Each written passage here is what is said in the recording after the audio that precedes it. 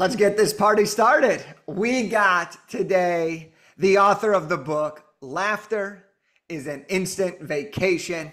Beth Andrea Dodd is in the house. What's going on, Beth? Oh, loving life. How you doing, Jake? I'm good. I'm good. I'm excited to break down your adventure and to break down your book in this conversation. I want to just start here. We're going to get into the book. Laughter is an instant vacation, but I want to kind of ask you, has laughter, it's part of your title, positive mindset, part of your subtitle, has laughter always been a big part of your life? Or did it come from a background of personal trauma where you needed laughter to be part of your life? That's a great question. So laughter has always been a part of my life. My father, who I actually wrote the book for and because of, was a motivational speaker.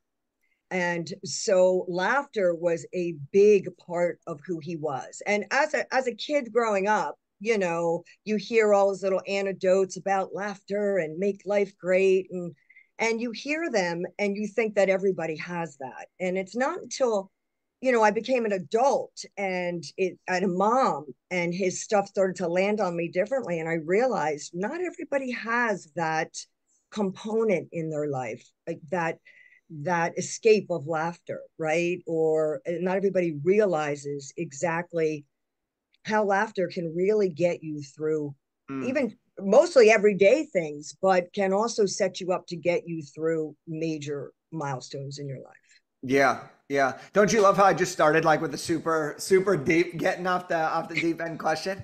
Um, so Beth, let's talk about this a little further because you'll see studies on laughter all day long, right? One of the Mm. things that I've always find interesting is laughter, something that is I love laughing. I love making other people laugh. It's a huge thing for me.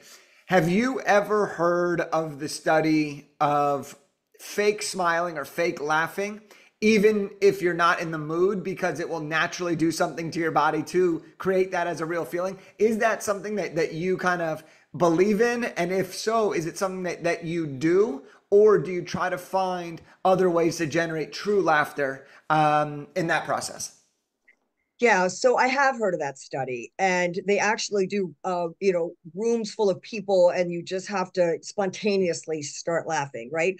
As a mindset mentor, I'm always more about your thoughts and thinking of something, because that's an easier route to then just trying to, because it's uncomfortable. And that's part of the whole study. That's part of the whole thing, is to step out of your comfort zone, right? And to make yourself Yeah, laugh. And what it does is it trains your subconscious to go to that as your default setting.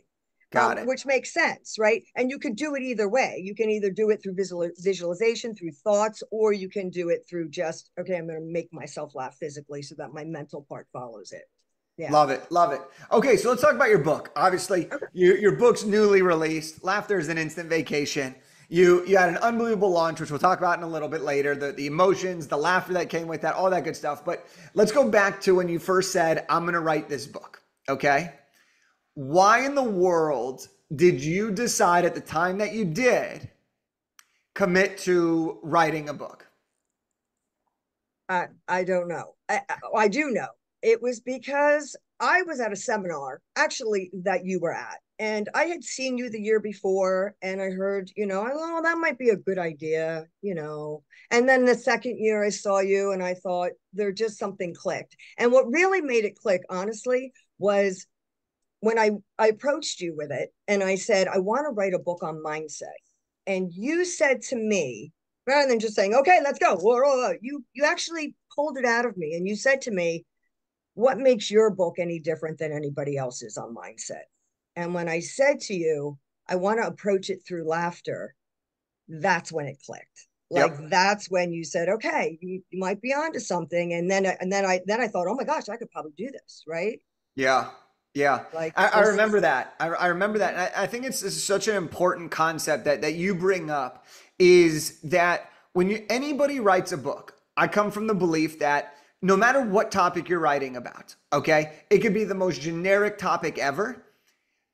You're always still going to have a unique perspective because it's your story and your advice and your lessons and your experience. However, when you can find a unique way of teaching something that is already mainstream, you start to create an angle that allows for differentiation. And that's when, for me, for your book, I was like, yep, there's a way to really shift the narrative on something like mindset that people have written about and talked about that gives you a unique angle and a unique approach to really making a difference. So I love that. Now, when you had this, right? When you had this and we talked, and then you kind of decided, what were some of the initial hesitations that were going through your heads? What were some of those early limiting beliefs before you officially committed to writing the book? So the initial one was that I approach things a certain way, right? Like, actually, I'm pretty serious right now. Normally, I'm pretty silly, right? So everything's about laughter. Now I know when to be serious and when not, but and I thought to myself, the initial doubt was, well, what if nobody gets it? Right? Mm, Like, what if people are going through something right now and they're like, who's this chick? Right? Like, that's not funny. Like, my situation isn't funny, right? But I do address that in the book as well, that we are going to go through things that aren't funny. That was one of the initial ones. You know what I mean? The second one was not only what if nobody likes it, but what if nobody buys it? What if nobody, like, these are all things you start thinking of. What if I start putting, third one was, how am I going to get all this information that I have in my head out? Because I can talk till the cows come home, but to put it in in an order and and not me. I'm telling you right now. I know, not me, right? Like, how am I going to get all this out? It's just with everything. Like, really, where do you begin? yeah, You know, yeah. All right, let's dig into that. How did you with the how am I going to get it from my head to the paper? How did you actually do that within our process?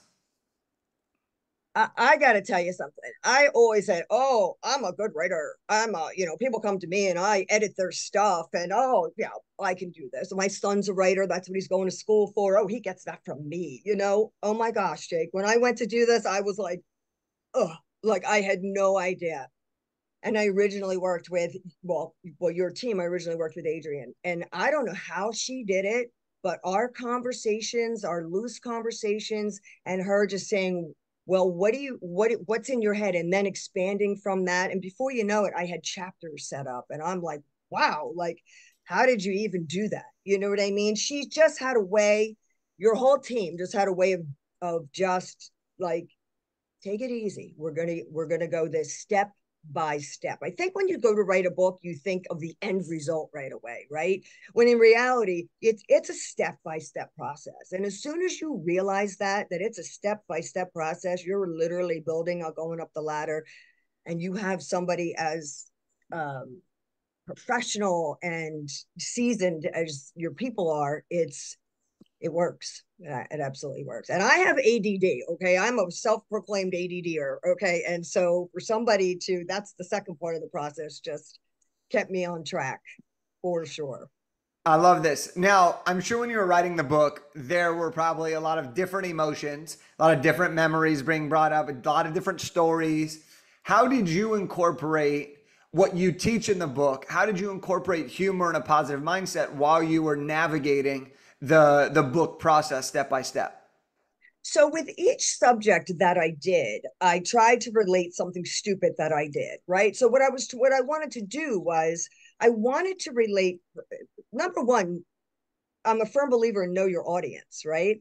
And so when I said one of my doubts was, oh, what if nobody likes it? And I had a mentor of mine say to me, all you need is one person to like it, Beth. And then if you help one person or you lighten one person's day, and I was like, you know what, you're right. I'm trying to go towards the masses when I really needed to know my audience. And my audience was people out there that are going through everyday life and just like in that thing saying, oh, why did I do that? And then holding on to that. Well, I've been there. I've done that. If you read the book, I've done a lot of silly things, right? So that's how I did it. Each subject that I wanted to address was something that I knew about, was something that I could put like, hey, look at me. I did this, so I know you can get through it this way because I've been there, kind of thing. And that's how I would take a funny story about myself and try to relate it. And when people read it, they kind of relate to that. When it comes to humor, when it comes to laughter, when it comes to having fun, how do you feel, right? Because you're talking about kind of in a way saying something to be relatable to your audience, right? How do you feel when it comes to laughter, when it comes to humor? Where's the line between too much making fun of yourself versus just enough to where you feel secure and relatable? Yeah, so that's a great question because I did struggle with that, right? I didn't want to make the book about me. And Right. I didn't want to make the book about my dad, even though this was all the stuff I learned from him, right? Plus the academia that I have as a mental health professional. I didn't want to make it so the balance was one of those things where it was like, okay, is this too much? And I wanted it to sound, people that read the book that know me say, I feel like you're talking to me, Beth, right? Because I wrote the book just like I talk, quick, to the point, and with sarcasm. That's exactly how I talk, right? Yeah. So I thought I can't be anybody but me. It has to be authentic, right? And I think that if you're going to write a book, to know your audience, the 2 points that I would say that I learned from your team was to know your audience and be authentic, right? I mean, just be yourself. I'm not, there's top thought leaders on mindset. I'm not them, right? This is who I am. This is how I deliver it. And so, yeah, there was a bit of a balance struggle going on, and I'd rewrite, take it out, and do what I had to do. But you're right. I just kept thinking to myself, it's gonna hit with somebody. It's gonna resonate with somebody. Yeah. I always think about this. This is something that I picked up, and it's a framework that I always use, and it's the thought of round us as a society are always looking to try to please everybody or to generate the most followers or to appear to look some way. And what I've really come to realize when it comes to building businesses, when it comes to connecting with people, when it comes to book writing is you don't need everybody to like you, right? Everybody liking you does not ultimately get you where you want to go. So I always say you don't need everybody to like you. You just need the right people to love you. Isn't And that the truth? and that's exactly what you're kind of referencing here too is like in being authentic, in writing the book the way you want to write. It's not about being the greatest thought leader. It's about being the greatest thought leader to the people that need your vision of the thought. That's And it. that's the powerful stuff that you really did a great job, which is also why Laughter in Mindset is such a powerful book and book topic. Yeah, it is. It helps because, people don't even know where to get started. They're in their mundane day, and it's just the same cycle over and over again. And then they're coming home, and then they're getting in the scroll hole, and then they're going to bed, and they're going to work, and blah, blah, blah, right? And so they don't even realize that they're in a poor mindset sometimes. Yeah. And so that was my audience, was just Yep. how do I get started out the gate, just to, you So know, so tell me this, Beth. Tell me this. If there are people, your audience is people that are going through the motions day by day, going through the motions, and they might not be aware at a certain point, right? That they know it's not like the best life they could be living, but they're also like, it just is, right? Like it is what it is. How do you, with your book and with the work that you do, how do you help people become aware? And then how do you help people take that first step to recognizing what a true positive mindset can be so that it doesn't have to require you to change everything you're doing all at once? well, everybody has a pain point, right? So there's always one pain point that stands out. Is it you hate your job?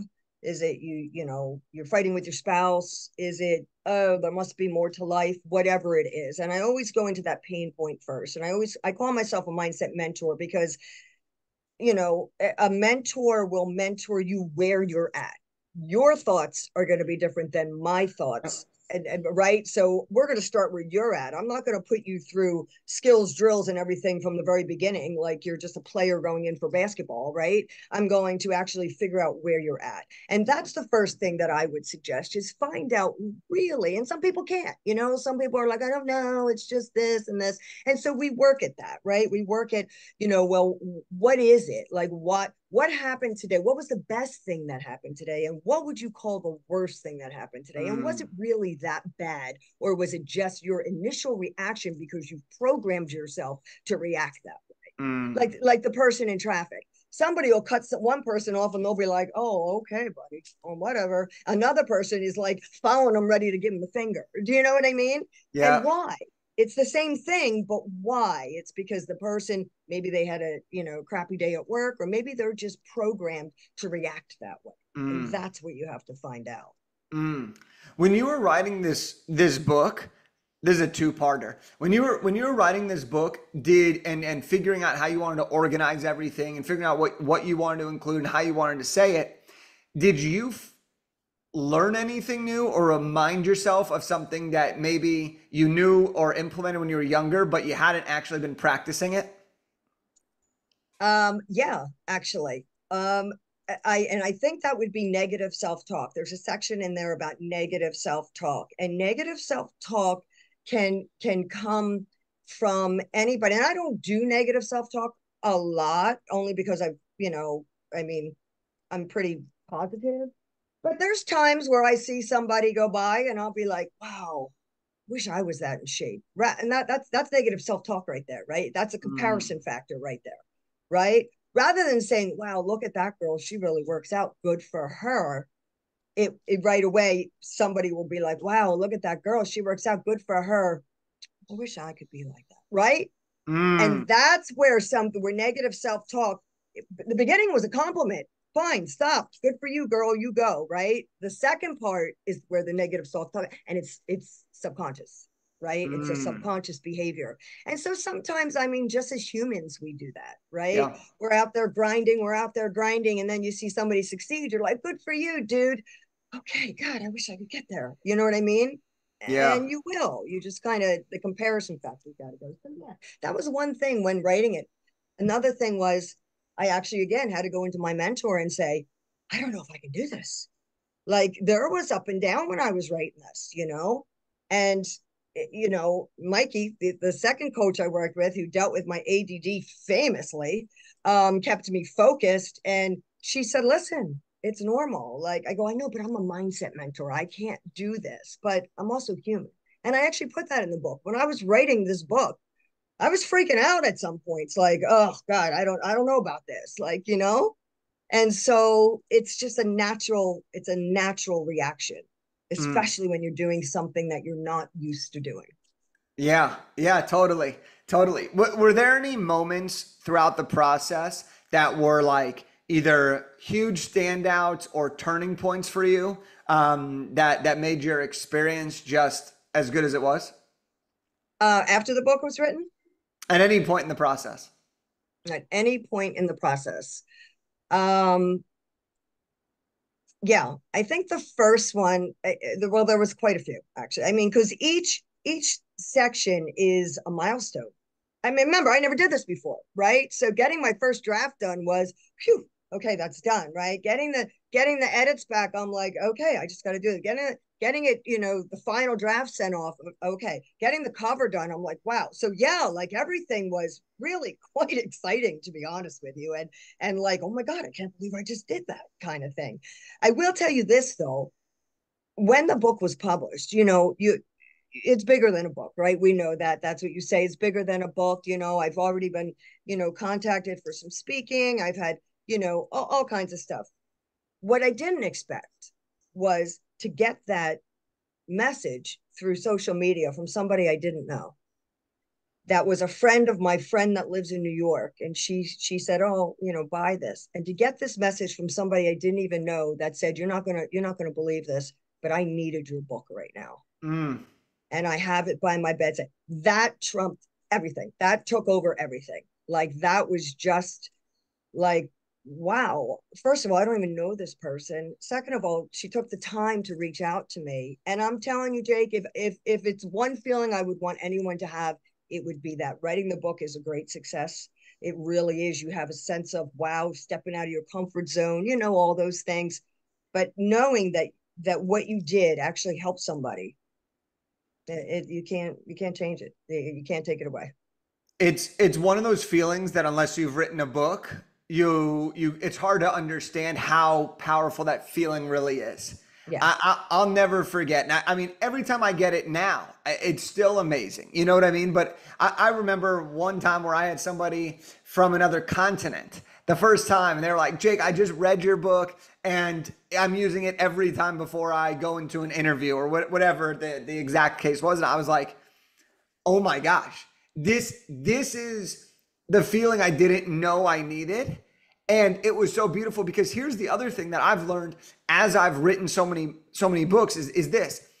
For every person that takes the time to reach out to you and actually tell you, there's 2, 3, 5, 10, 15 that feel the same way, but either don't have the courage to reach out to you or just don't want to reach out to you because they got what they needed, which is ultimately why we wrote the book in the first place.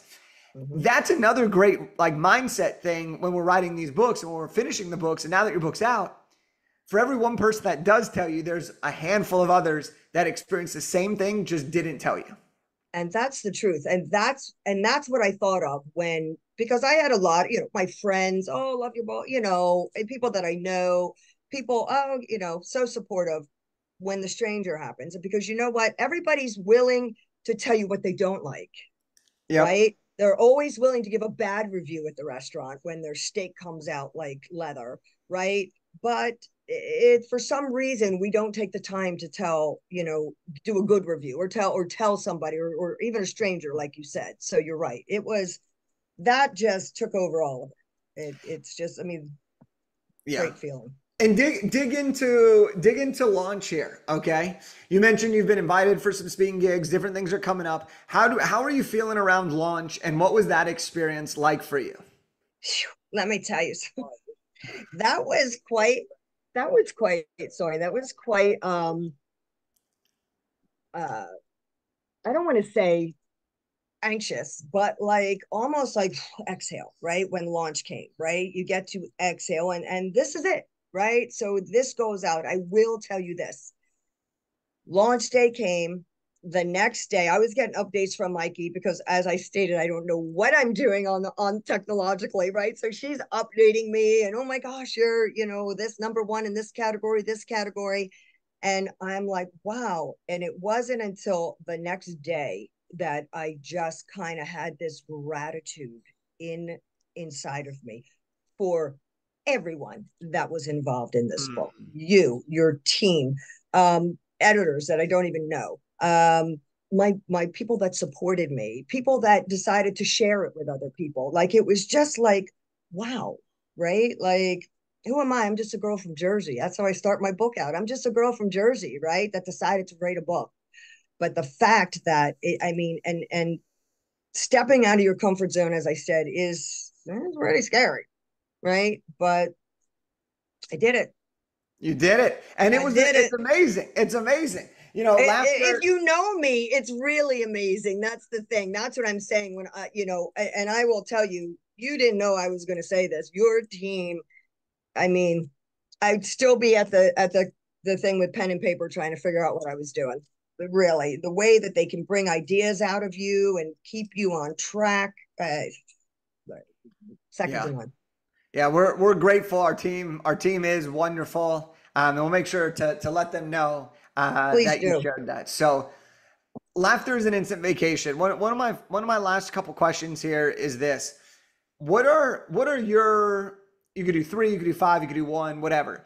What are a couple of your favorite ways to generate laughter in your own life? So in my own life, I like to always I don't know, I'm just trained to find laughter in everything, right? Like don't fall in front of me because I it's like that's funny to me, right? Like that's but one of the ways that I generate laughter is I've trained myself to the point to pull it out of whatever it is. Now, don't misunderstand me. As I've said this, I'm glad you asked this question, is because I even say this in my book. I'm not saying laugh your way through everything. There's going to be major shit that's going to happen, right? Whatever, right? A death, an illness. But if you can find the laughter in everyday occurrences, then when those big stuff happens, you're geared to not laugh your way through it, but handle it better because that's your default setting, right? Your default setting is, I want to be happy. I want to be positive, because in 80% of your life, in everyday things, that's what you're doing, right? And so that's what I do in everyday life. Yeah, I have those days where I'm like, are you kidding me right now?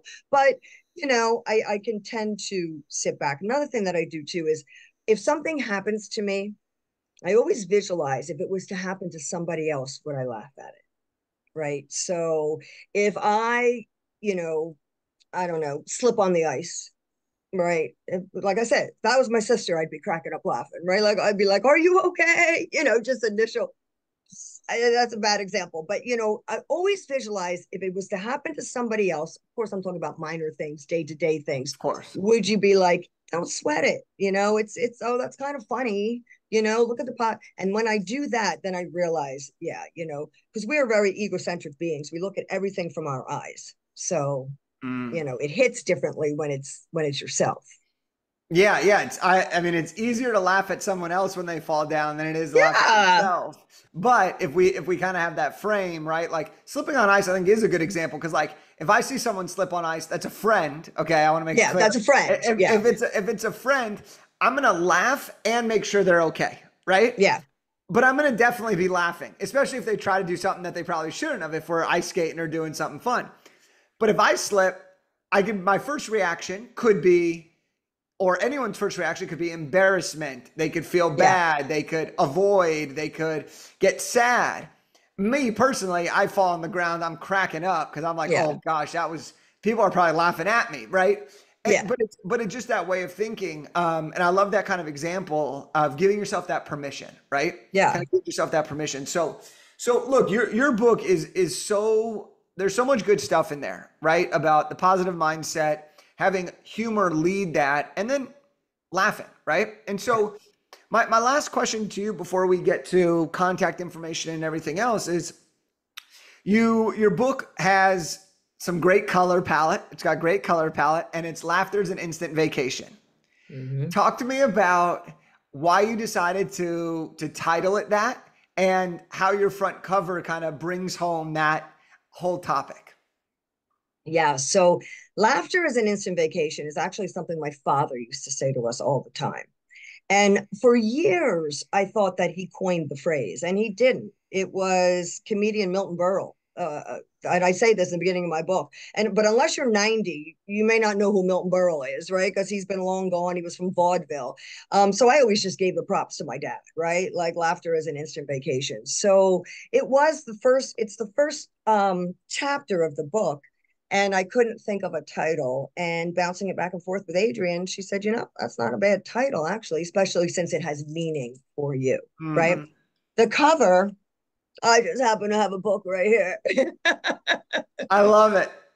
The cover, this actually, because you look at different things, I wanted it to be colorful, but I wanted it to look like a vacation in the color palette, right? So that's why it goes from tan to blue to white blue. So it's sort of like a vacation scene is what it is. And without being too obvious, I don't think that it's a vacation scene. It's just a colorful book, right? Yep. Um, and so that's where that came from. Just again, an ode to my dad. He used to say it all the time, and we'd be like, yeah, yeah, whatever. It's true. It's Yeah, I absolutely. It love will it. it will release you from whatever you're going through at that moment.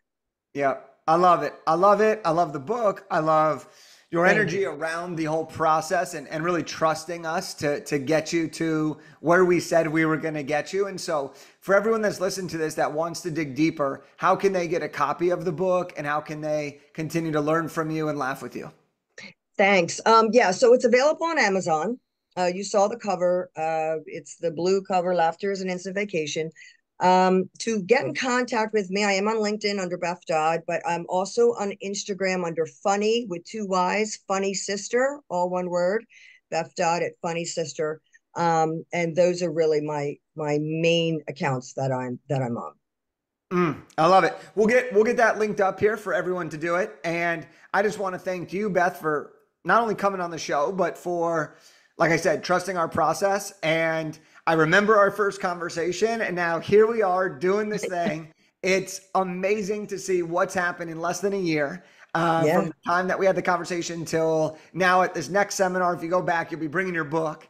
Yeah. Thank you for being part of this, and thank you for coming on the show. Thank you, Jake. It's been a pleasure. Thank you.